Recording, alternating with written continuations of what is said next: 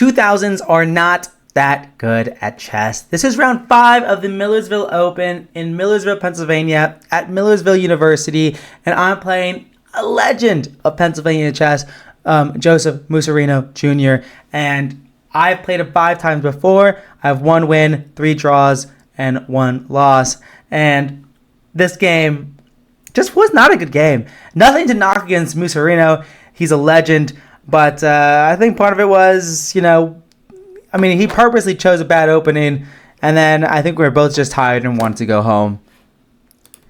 I played e4. He played his patented Scandinavian defense. I take on d5, and he plays knight f6 here, so allowing white to maybe defend the pawn, and so it's a pawn gambit. And there's a lot of theory here. I go for a no-nonsense approach.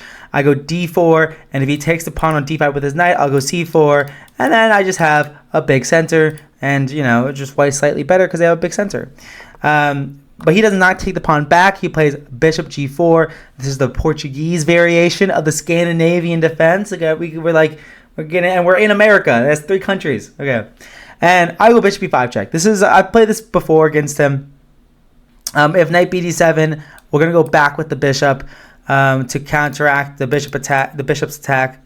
And if he goes c6, we're just gonna take, sacrificing the queen. So if he takes, I genuinely forget. I believe it's c7 check. Because if you block with your knight, then we take your queen with check and take the bishop, and we'll up a piece. And if you block with the queen, then of course we promote with checkmate. So he has to take back on c6. He doesn't have enough time to take the queen, so he takes back with the pawn. This is highly unusual. Even blocking is kind of unusual. Sometimes black will drop the knight or bishop back, and playing c6 is just, and taking back with the pawn is what makes it really unusual here, because now you have split pawns. You didn't develop a knight, and now I just retreat my bishop, and we trade, and now I'm just up a pawn. I'm up a pawn, it's move 7, and it's time for me to go to work. We're currently entering this round. I had 2.5 points out of 4, and so if I win this game, I'll get 3.5 out of 5, and getting the clear first place for the top under 2,000 prize.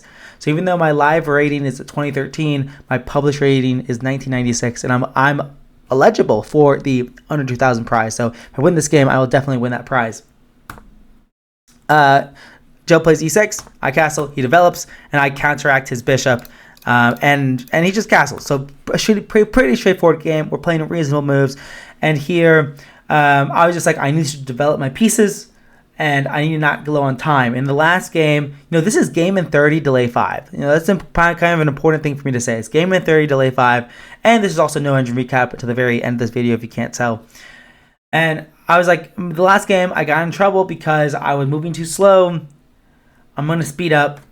I moved knight d2 instantly, which is just a bad move because he snaps off the bishops and wins his pawn back. And this is, white should be slightly better because of the split pawns, but in return for the split pawns, black does have the open b file for counterplay, so black should be totally fine here. I moved my knight back to d3. My knight was hanging. My pawn on b2 was hanging. The only way to defend both was to move my knight back to d3. He develops his knight. I develop my knight. He moves his queen out of the attack of my knight. I go knight e5. He offers a draw, and I decline. So there's some interesting things happen. Like if he doesn't trade queens, it's kind of interesting. For example, he could take first. So now if I take him, then he's up a piece, of course, which is not good for me.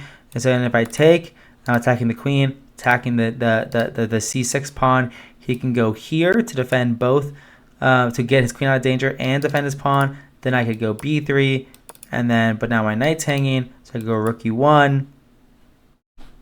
Then you go like rook a d8, for example. I have queen f3. You go c5. I can go c4. Hello, cat. And then the game goes on. I don't know. It looked pretty good if he doesn't trade queens. So he trades queens. But now, I get the open file. My rook's on d8 before him, or my rook's on the d file before him. And then he just goes rook c8 here, defending his c6 pawn that was hanging. And here I think for a while, because I'm trying to figure out how to get an advantage. Firstly I play c4. I would love to get c5 in. Play c5, keep this pawn stuck on c6, and then I can maybe even play in the future at some point knight e4, knight d6 here, or just c5 and plant a rook on d6 here would be very good. I would love if he took me as well. I would love, for example here, if he takes me, instead of playing rook c8, his pawn's hanging. If he pushes it, then I can play knight d7 here, attacking his rook, attacking his pawn, attacking his knight. I guess he could just defend with rook c8, but then takes, rook d7. And this is just a very pleasant position for me. Just a very pleasant position. This might not be enough to win, but it's good enough to try to win. So I would love for him to give me access to the d file, to the d6 square, to the d7 square. I would love to put a pawn on c5 and a pawn on b4 and a3 and just target this pawn eventually. But after I play c4, he plays c5, I play g4. Here I thought for probably 8 minutes. I went from that we both had 20 minutes. I went down to 11 minutes or 10 minutes. Just play g4, and I just wanted to make something happen. And I didn't really see any other way to make something happen. Maybe this is a good example of me not being creative enough. I just wasn't really sure what to do. Part of me was kind of tempted to just take and I don't know, knight b4. I was I don't know. I mean, I'm attacking his knight, but there's no follow up. I'm just attacking a knight, and there's zero follow up. Knight of 6, for example, and my knight's dumb. I had no good discoveries, which is the issue. So maybe I could have gone rook fe1, just a simple move like this. But I was oh, rook fd8, and I'm what am I doing here? Am I really claiming an advantage? I was I'm not really sure, to be honest. And then maybe I could just take, and h4 or something like that. And maybe this is a decent way to play, so get rid of any back rank opportunities. Play knight e5 next. So then if he takes, I can trade, and take, and I'm attacking c5. And then if he defends, I don't know, give up. I'm just kidding, I'm not going to give up. But maybe this is a way for me to play. I'm not really sure. But I play g4. I'm going to make something happen. G4. He plays h6. I play h4. He plays rook fd8. And now, if I play g5, he can take, go knight e4. And, suddenly, is it, are my pawns overextended? Are they not? I could push g6 potentially. I could push my f4 pawn, just push all my kingside pawns. And I'm am I getting anywhere? And I just played g5 and offered a draw, and he accepted. And yeah, and what I calculated was exactly what I just said, where if he takes knight, and he would knight e4, or he would have gone knight e4. I asked him after the game, and I would have gone g6. To get rid of this pawn. This pawn is not super easy to defend. I could play f4, but I didn't like how. I guess this is probably just fine. He can get his knight here. I guess this is all totally fine for me, but I just wasn't sure how I felt about this. So my plan was to go g6. And then, so if he goes f6 or f5, then of course I get in with my knight. I go knight,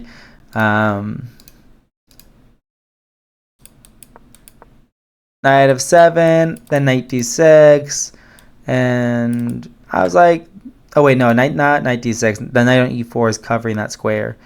Not sure what I would have done exactly. I could always go rook e1 now, which looks decent enough.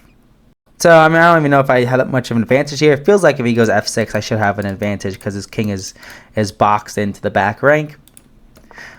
But I thought after g6 he would just take me. And then if I take his pawn, king f7, I bring my knight back. Either to e5 or f4. And I was like, yes, he has 4 split pawns, but I still wasn't convinced I was going to win this game, for my 10 minutes versus his 20 minutes. And my king is open, but I mean, right now there's no knight checks. Knight g5, knight g5, knight f3, but it doesn't accomplish anything. His knight's not stable on f3, so it's probably fine. But I didn't want to calculate any of it, so I just offered the draw on after g5. I end the tournament with 3 out of 5, and I gained 2 rating points. So a solid performance by me, except all my games were really dumb and bad, and I played so badly in every game in this tournament. But hey, you take the good with the bad, and you know what? With that being said, I'm tired. Let's just go to the game review.